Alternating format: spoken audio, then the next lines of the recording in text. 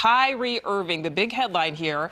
And it's because the New York City mayor, sparking outrage this month after deciding to allow the NBA star to play basketball despite being unvaccinated because of the added economic benefit to the city. So that means athletes are able to play,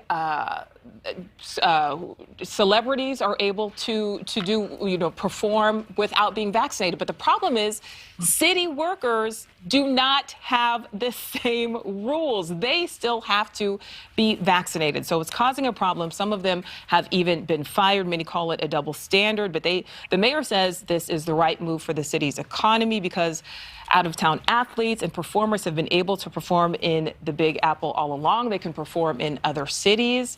So we have it all laid out for us. Is this a double standard, Nick Smith? The answer, Nicole, is yes, it is a double standard, and it's one that needs to stop. Unfortunately, what the mayor has done is Mayor Adams has presented a situation where those who are part of the city's infrastructure, those who are actually the backbone of New York, are unable to work because they've been barred from doing so. I'm talking about many of our first responders, police officers, law enforcement, firefighters, first responders in healthcare.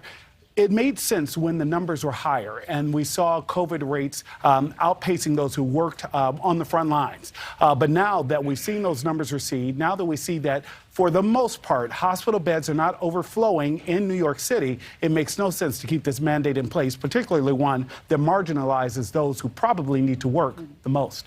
Well, so what about the economic, the added economic benefits? That's what the mayor is saying. That's why he's saying he has to do this. Oh, and I think all of that's true. I think that there is an economic benefit to having performers and athletes actually work. But there's also an economic benefit to allowing those who make the backbone, the blue-collar workers, who don't have the benefit of relying on hundreds of thousands of dollars in salary to work. They deserve to work as well. Thank you very much. Oh, look, let's not forget that they're the taxpayers in the city of New York, many of them living within the 5 boroughs. And they are the individuals that are, as you mentioned, the backbone of the city. So, I mean, this double standard does need to stop.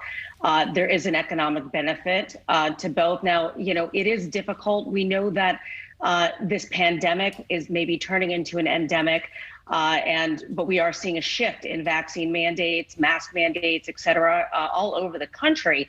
But Mayor Adams needs to make a decision one way or the other. And if he's going to lift this for people that don't live in New York, then he needs to do the same for those that are actually working for the people of the city and living and paying taxes in that city, keeping it going.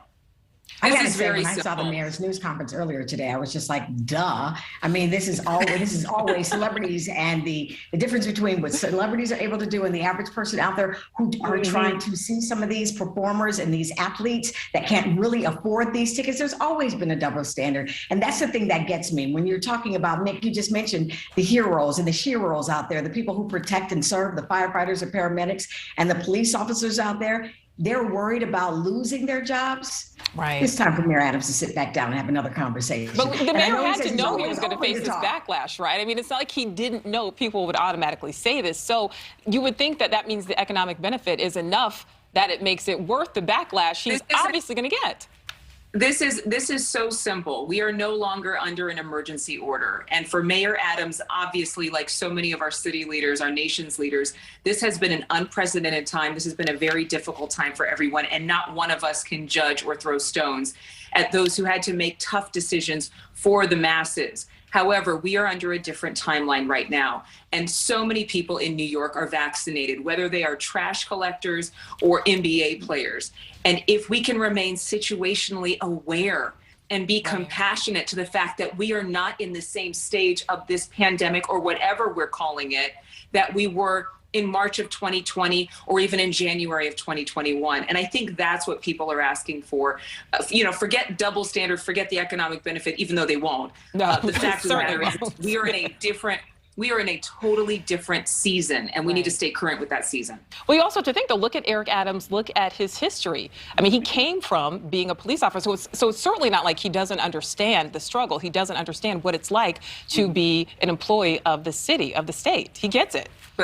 Maybe he's trying to make and I don't propose or purport to know exactly what he's thinking, but I think there are a lot of people who are saying, no, we've got to make this a boundary. We've got to draw strict lines somewhere. We have to enforce the fact that vaccines are the most important and safest way to get past all of this.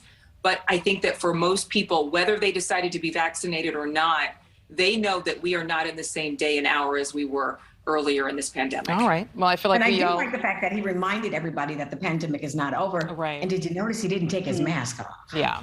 Well, so I guess sending a message there potentially. Thank you for watching. Click the red subscribe button below so you can get more of NewsNation's fact-driven, unbiased coverage.